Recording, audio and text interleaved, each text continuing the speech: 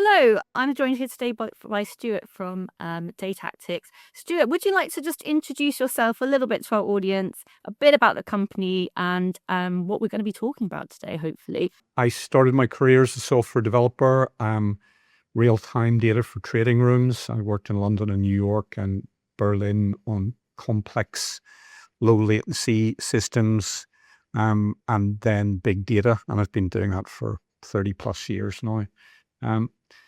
In the last 15 years, I've been an angel investor in multiple technology startups. I think I could probably be straight with you about our experience at Datactics in using AI so far. Internally as potentially a force multiplier for software development, and externally how it's affecting our clients. You asked me to give you an overview on Datactics. So Yeah. Datactics is a Belfast-based firm, about 35 people, venture-backed startup, and probably more of a scale-up actually these days. And we focus on data quality and matching. So our customers have very large sets of often quite messy data. That could be customer data, it can be counterparty data, it can be transactions, it could be crime information. And what we do is we help them to measure that data and assess its completeness, its accuracy, its timeliness. Unusually for a data quality company, we do a lot of matching. And what I mean by that is typically we're very involved in creating a single customer view or a single citizen view in the case of government. We sit usually in the customer's data plumbing, I suppose, in that we ingest very large volumes of data, and we try to clean that and provide well-structured upstream then into a whole bunch of business areas like regulatory reporting, in the case of banking, or predictive analytics in this sort of new AI driven world. Our clients include, we focus mostly in two verticals on financial services and government, which are both, you will be aware, very driven by compliance and regulation. Recent government client for us, major government client for us is UK Home Office and Policing. Our software is used by all 43 police forces in GB, behind a new nationwide data quality improvement initiative around crime data as it's reported to the Office for National Statistics. We do a significant amount of work with NHS and various use cases, which I'm happy to talk about. A real breadth there of industries and of companies, organizations looking to get their data kind of clean and up to code, as it were. I'm wondering, what is a common trait that each of these data sets that you have when they come in?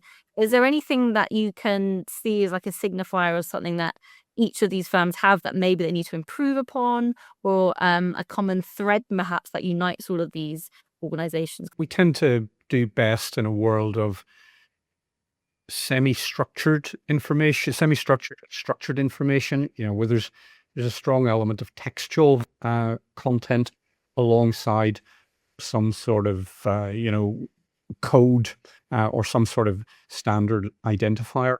In banking, that might be customer or counterparty information.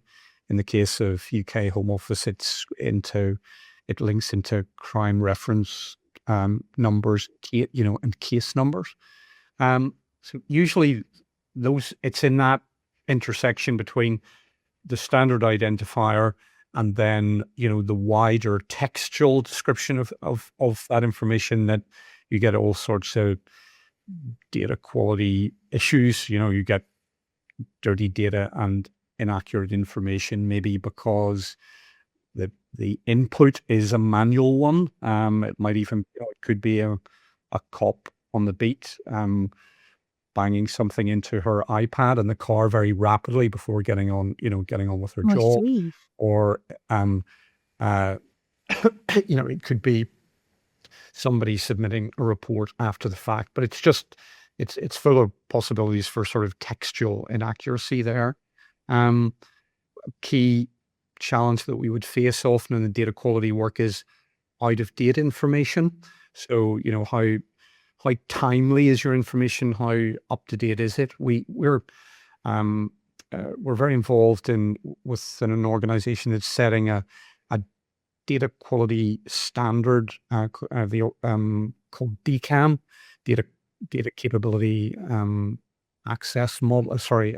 Model, and one of their key dimensions is timeliness, and no more so important these days of AI, when you could be training your models on very out of date information. So you need to, from a governance perspective, you need to understand just how current that information is.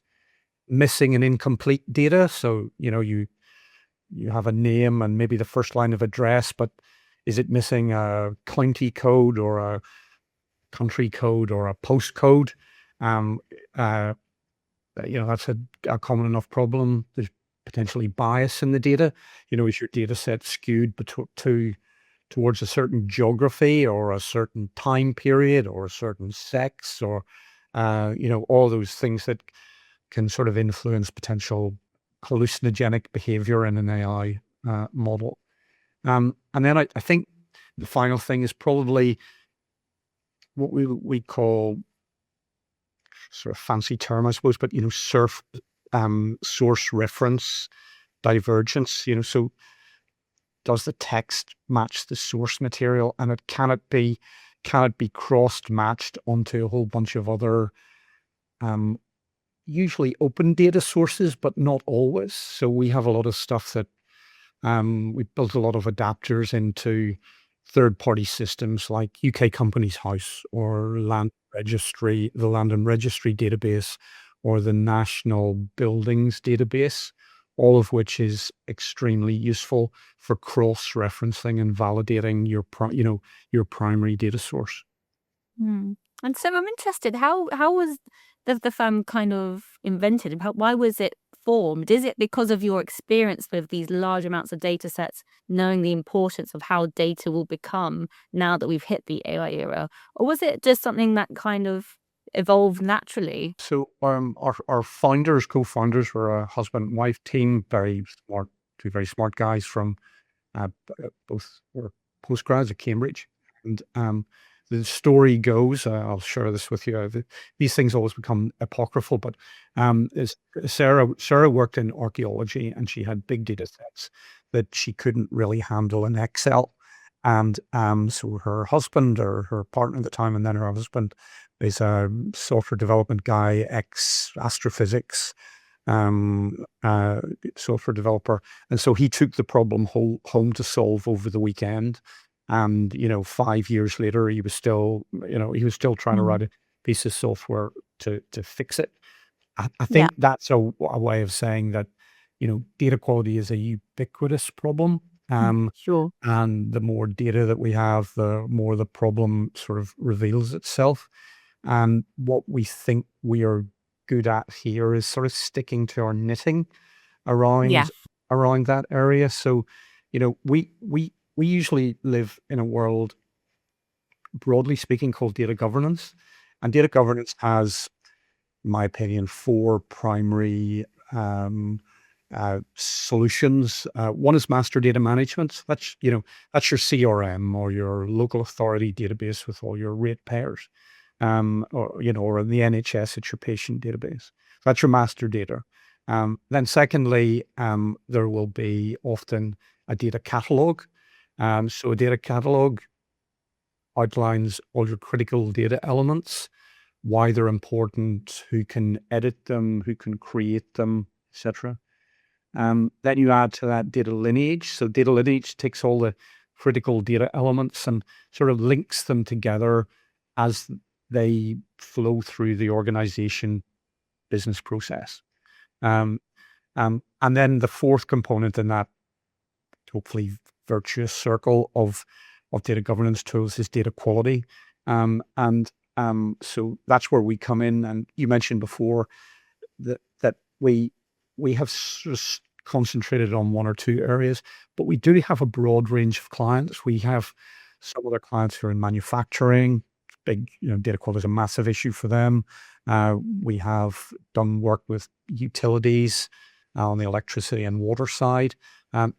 So, great thing about data quality is everybody has a data quality problem. The bad thing about it is sort of everybody has a data quality problem, and it's tough to, it's a very wide playing field.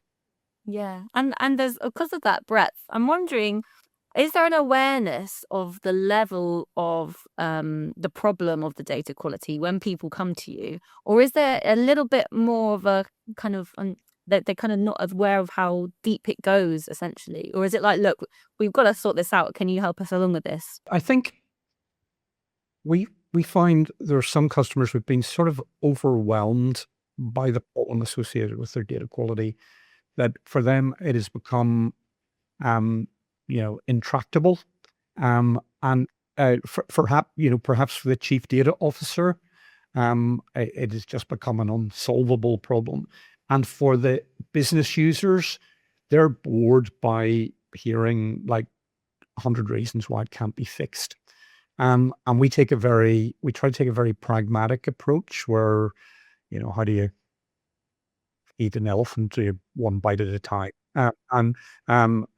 So we try to concentrate on small, reasonably easy to solve problems that have measurable business benefit, and then to build a case from there. So I mentioned earlier on the work that we do with Home Office and Policing. We actually started on that challenge over 5 years ago now with just one force. Wow. And the particular very interesting and tricky problems they had around classifying data. So fundamentally what we do there is we take data in a crime report and we classify that into a range of different crime types, basically buckets. And, so there's crime type for knife crime, there's one for cyber crime, there's a crime type for crimes against women and girls. And we ingest that data, we do a lot of semantic analysis from the data, and then we pop them into those buckets for upstream reporting to the regulator, which is ONS, and for analytic information that goes back to Home Office data and analytics. It's now nationwide as a system and is having, I think, quite a positive impact as policing allocate resource, as chief constables try to free up more time for data analysts to focus on solving or avoiding crime.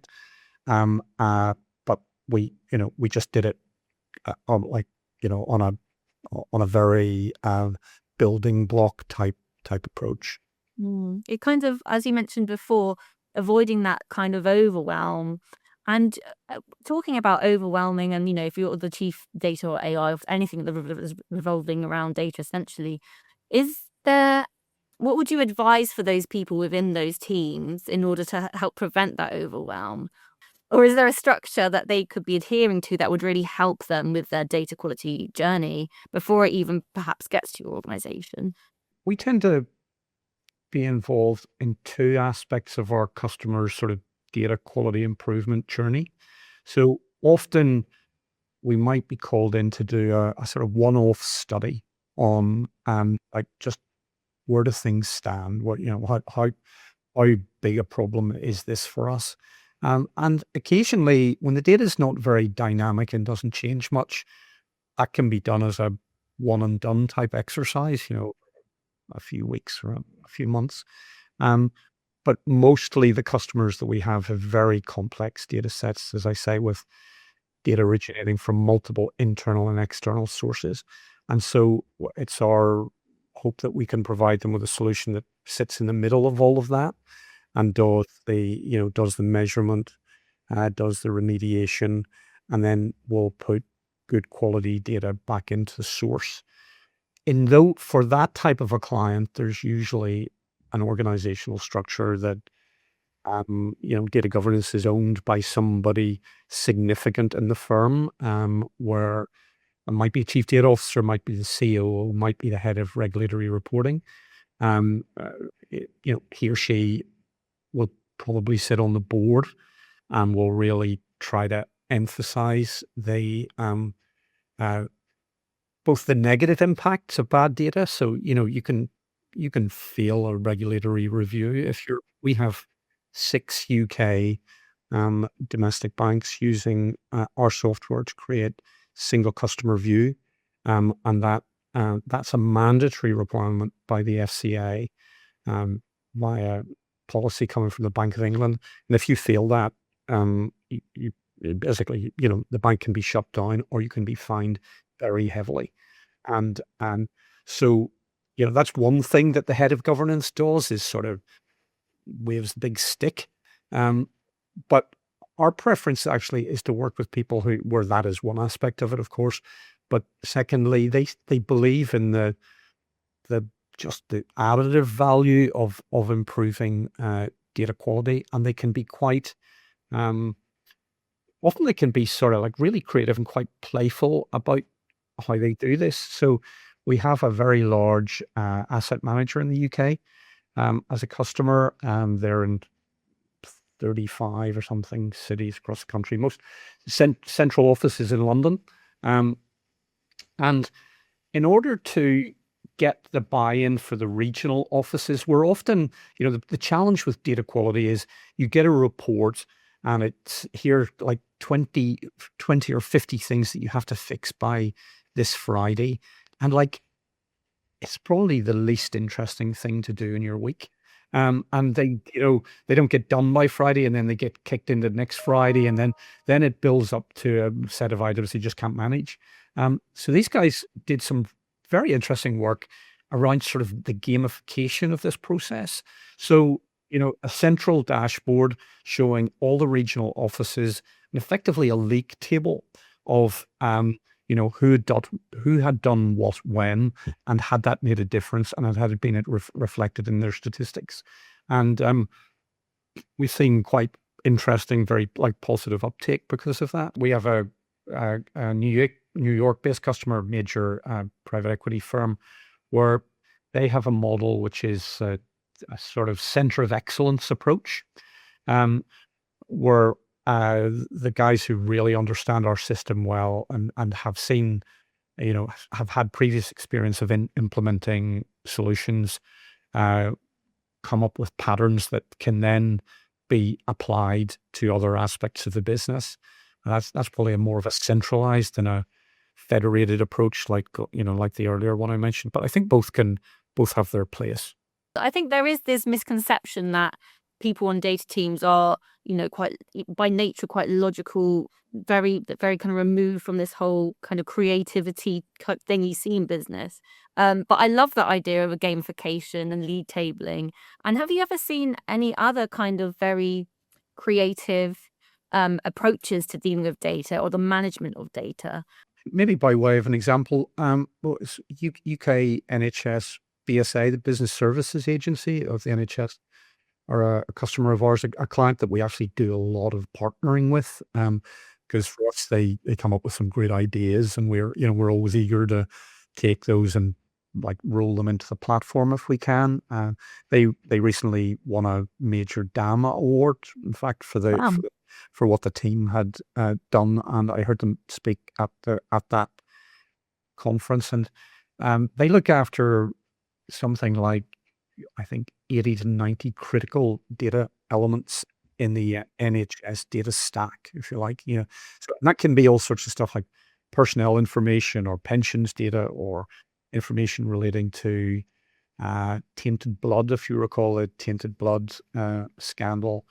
And so they operate like an internal data as a service where their users can come to them with a one-off problem and asking for, analysis and a report, and then and even, I think, remediation, and that can be left there.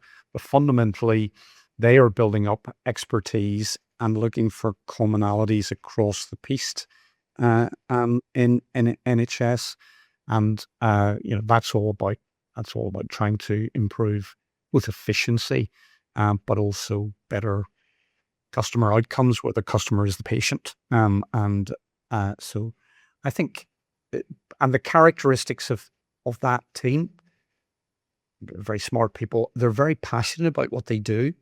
And they spend a lot of time with their client base trying to really understand what the most meaningful requirements are, rather than a very generic set of data quality metrics around, completeness or accuracy or timeliness.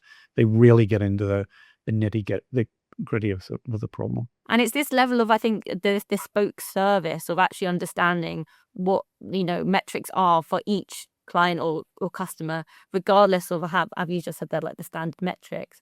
And I'm wondering, off the back of that, what are some things that are non-negotiables when it comes to data quality or data kind of auditing or cleanup when you're speaking to firms? What's one thing that you tell them that should be a complete non-negotiable? I think back to that DCAM standard I was talking about, completeness and accuracy and timeliness are probably the Right. critical dimensions. And that would be an internal process that would ingest all your, let's say, your customer data. But then there's quite a lot of validation goes on in the area of creating a single customer view where, well, in fact, your surname, just thinking about your surname, it's classic data quality conundrum. Yeah. Right. Is it two Fs or one and it's two Ls? And was it, and in my case, like my name is Stuart, but it could be UART, it could be EWART. And so there's often need for validation into external reference data sets. It could be, as I said earlier on, that might be in the case of a corporate entity, that might be UK Companies House. But it could be, it could be the electoral register. And so we're very much involved in building interconnectors into those systems because it's the job of those services largely to have a very high level of accuracy with regards to, say, name and address and digital identity, etc. And so, you can buy that information. You can go to Experian or CapScan, or you can or Dun and Bradstreet, and buy it. But in the open data world, which is largely, the purview probably of UK government, there's lots of very interesting data sources there, and they've had to come up to speed around with the challenges of having an open data source in which you can just go on a web page and bang in a whole bunch of information, and it can be, entirely bogus, versus versus something which is highly curated and arguably a much more objectively high level of data quality. And you've seen Companies House introduce a big new initiative this year to put digital identity checking on top of directors and significant individuals who are involved with any UK registered company, which has been designed to address a very significant issue there, with an open data source around, false data. And there was also that interesting case earlier on this year with the National Register for Vehicles, where I think somebody did I'm not really familiar with that as a data source, but I think somebody did a piece of analysis, and there's something like 85,000 vehicles in the UK that are sort of orphaned and don't have a real owner, and clearly that could be a lot of cars and trucks driving around the road without any means of tracking down the owner. Or on that level of open source, what is your stance on that?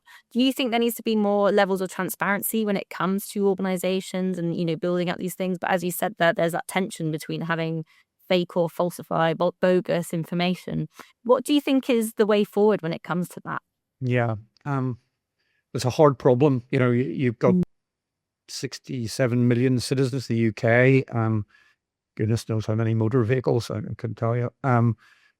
You have somewhere north of 6 million companies in the UK. That's crazy. You need to have a lot of processing and curation at the back end to keep on top of that. And I suppose you're always trying to tie it back into an individual identifier. Now, with driving registration, it's your driving license number and your ID associated with that. I think some of the other open data sources are playing a bit of catch up now. That's what Companies House is doing in terms of the individuals connected with companies. Yeah, I think it's a work in progress. Mm, yeah. And so if you had a prediction for the future, say the next 5 years, where do you think the state of data, do you think businesses will be prepared enough to, go forward with whatever data journey they're on? Maybe if it's in AI or just generic cleanup, where do you think we'll be? Where do you think we'll be standing? Yeah. I think what we've seen in the last year is a bit of a pause as people consider what AI may offer here. And so probably 12 to 18 months ago, it was super hyped, and it was, well, we'll not need third-party systems like a data catalog or, lineage or data quality, because somehow the machine will just solve all of this. But I think there is a realization now that, that both the tooling and the quality of the information on which these models are trained are, they have their issues. Their issues around completeness, certainly issues around, bias um, and more of that. So I think we're sort of starting to settle down now and see how AI is really going to have an impact. For me, the big question, just even outside the area of data quality, is like, is this a paradigm shift, or is it a feature extension? Yeah. And what I mean by that is, does my earlier point, does AI just take away the need for data quality because somehow it's smart enough to resolve or recognize a problem, resolve the problem before it goes on with the rest of its business? That's the paradigm shift.